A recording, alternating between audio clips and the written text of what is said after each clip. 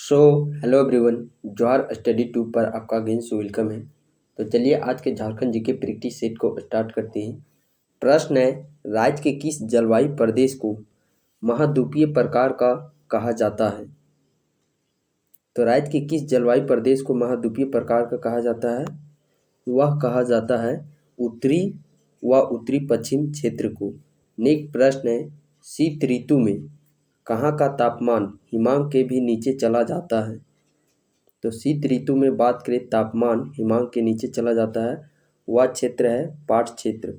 पाट क्षेत्र का ही बात करें नेतरहाट क्षेत्र, यहाँ शीत ऋतु में 7 डिग्री सेल्सियस तक तापमान चला जाता है, जो कि झारखंड का सबसे न्यूनतम तापमान 7 डिग्री सेल्सियस ही है नेतरहाट क्षेत्र का इलाका। और झारखंड में बात करें सर्वाधिक ठंडा जनवरी माह में होता है। नेक्स्ट प्रश्न है, झारखंड राज्य में शीतकालीन वर्षा का कारण है? तो झारखंड राज्य में शीतकालीन वर्षा का कारण है भूमध्य सागर से आने वाले चक्रवात। नेक्स्ट प्रश्न है, निर्माण प्रक्रिया की दृष्टि से झारखंड में पाई जाने वाली मृदा किस प्रकार की है? तो निर्माण प्रक्रिया की दृष्टि से झारखंड में पाई जाने वाली मृदा है अवशिष्ट मृदा। झारखंड की सर्व प्रमुख मृदा है, वह कौन सी मृदा है जो कि झारखंड में सर्वाधिक मात्रा में पाई जाती है? वह मृदा है लाल मृदा।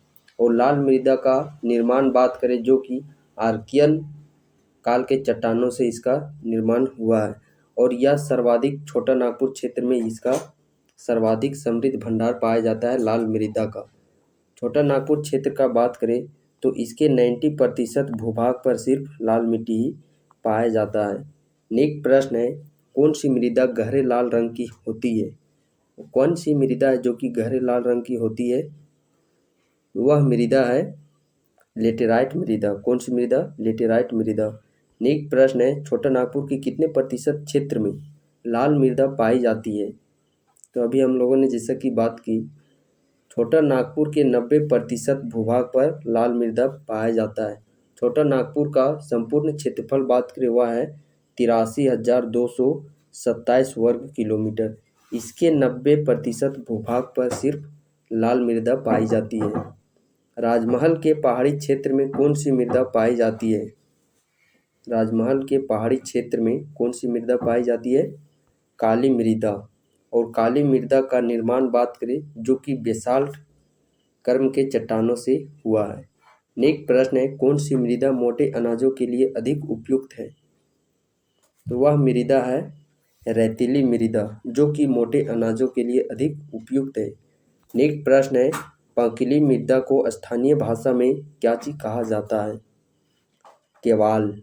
झारखंड लोक सेवा आयोग का गठन किस वर्ष किया गया था? झारखंड लोक सेवा आयोग का गठन की बात करें, इसका गठन 2002 ईस्वी में किया गया है। पलामू प्रमंडल का मुख्यालय कहाँ है?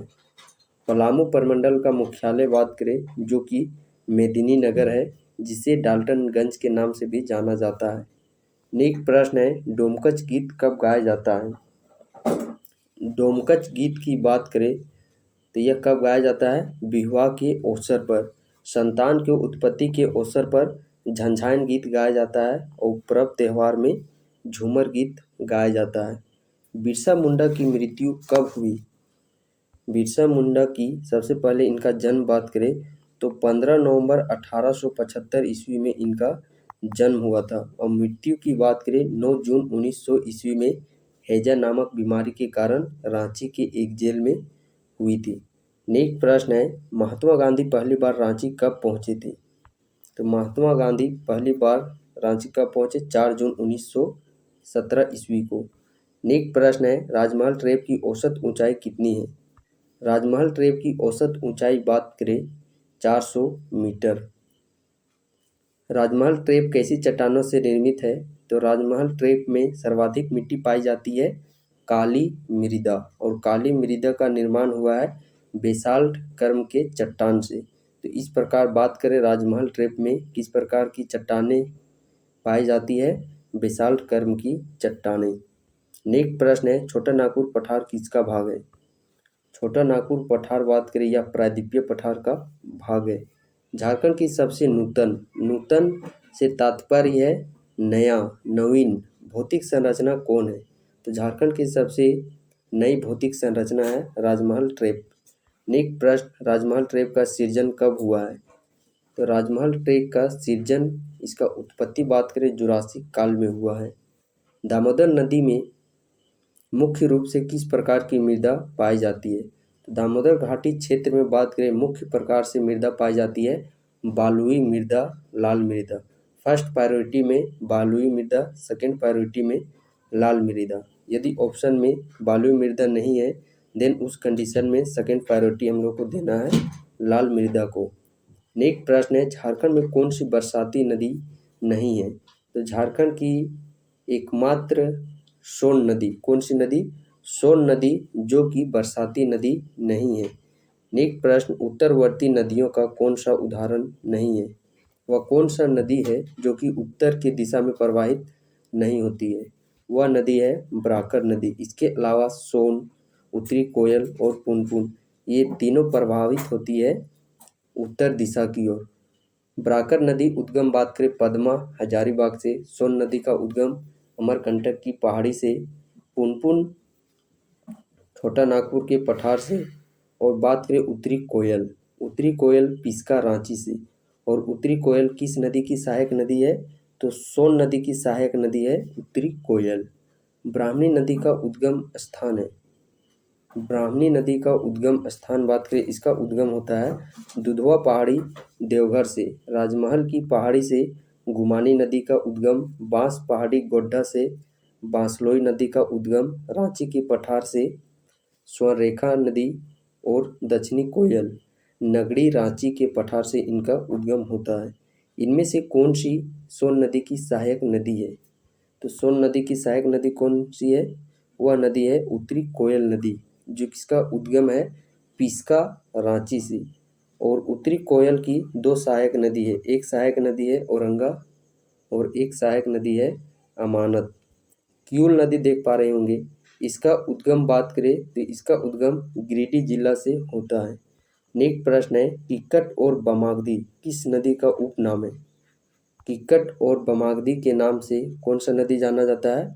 पुनपुन नदी। सोन नदी का उद्गम अमरकंटक की पहाड़ी से, पुनपुन छोटा नागपुर के पठार से, फल्गु नदी का भी छोटा नागपुर के पठार से उद्गम होता है। और फल्गु नदी को निरंजना नदी के नाम से भी जाना जाता है। शंख नदी का उद्गम चैनपुर प्रखंड गुमला जिले से। मैथन डैम के निर्माण किस नदी पर किया गया है? मैथन डैम का निर्माण बात करें 1958 ईस्वी में धनबाद जिले में किया गया है। किस नदी के ऊपर? तो मैथन डैम का निर्माण की बात करें तो यह ब्राकर नदी के ऊपर बनाया गया है। मार्ग बदलने के लिए कुख्यात सबसे विख्यात नदी की बात करें जो कि मार्ग बदलती है, वह नदी है सकरी नदी। और इस नदी को रामायण में सुमागधी के नाम से भी जाना जाता है। ब्राकर, पद्मा हजारीबाग, शंख नदी बात करें चैनपुर प्रखंड गुमला, दक्षिणी कोयल नगड़ी रांची से उद्गम होता है।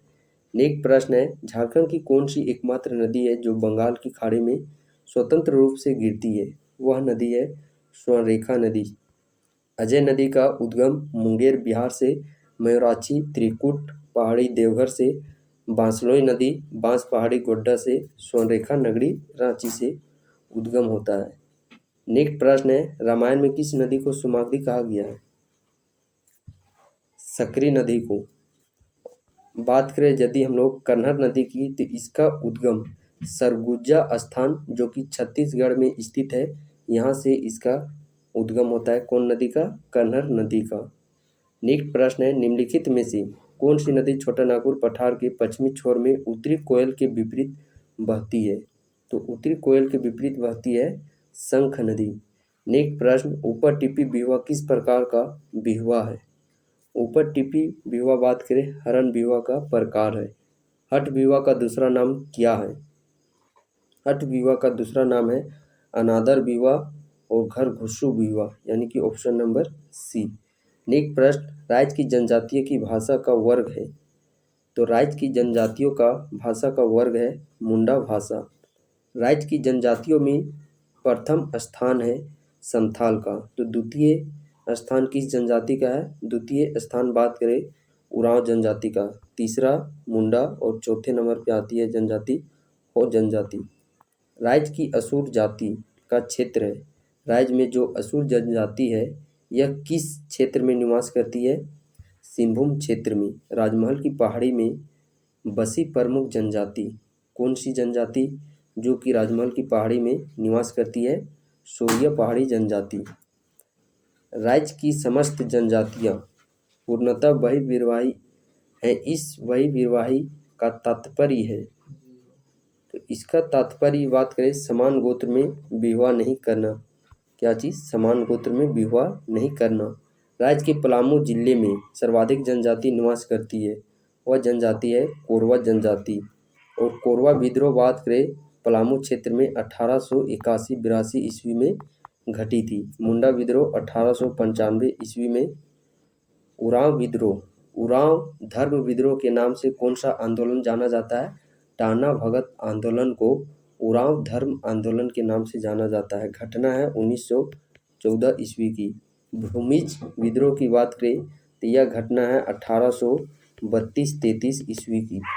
नेक्स्ट प्रश्न है झारखंड राज्य की प्रचलित भाषा नहीं है। झारखंड राज्य की प्रचलित भाषा नहीं है अवधी भाषा। आर्य मुंडा परिवार की प्रचलित भाषा नहीं है, तो वह भाषा है अंगिका। नेक्स्ट प्रश्न है उरांव की संघीय पंचायत को क्या कहते हैं? उरांव के संघीय पंचायत को क्या कहा जाता है? परहा। झूमर गीत कब गाया जाता है? झूमर गीत बात करें पर्व त्यौहार के अवसर पर गाया जाता है। डोमकच गीत विवाह के अवसर पर, संतान की उत्पत्ति पर। झंझान गीत। नेक्स्ट प्रश्न है डोमकच गीत कब गाया जाता है? डोमकच गीत विवाह के अवसर पर, संतान की उत्पत्ति पर। झंझान पर्व त्यौहार में। झूमर गीत। उड़धरा क्या है? तो उड़धरा भी एक प्रकार का गीत है जो कि वर्षा ऋतु में गाया जाता है। नेक्स्ट प्रश्न है झंझान गीत कब गाया जाता है? तो झंझान गीत की बात करें यह संतान की उत्पत्ति के अवसर पर गाया जाता है। पाइका क्या है? तो पाइका एक प्रकार का नृत्य है। पाइका नृत्य का प्रचलन कहाँ की जनजातियों में प्रचलित है? तो पाइका नृत्य सर्वाधिक प्रचलित है धनबाद जिले में। सैनिक पोशाक पहनकर कौन सा किया जाता है? तो वह नृत्य है पाइका नृत्य। पाइका नृत्य प्रसिद्ध है धनबाद में और यह सैनिक पोशाक पहनकर किया जाता है। छऊ नृत्य झारखंड के किस जिले में प्रचलित है? छऊ नृत्य इस प्रकार बात करें सरायकेला जिले में प्रसिद्ध है और पाइका नृत्य धनबाद जिले में प्रसिद्ध है।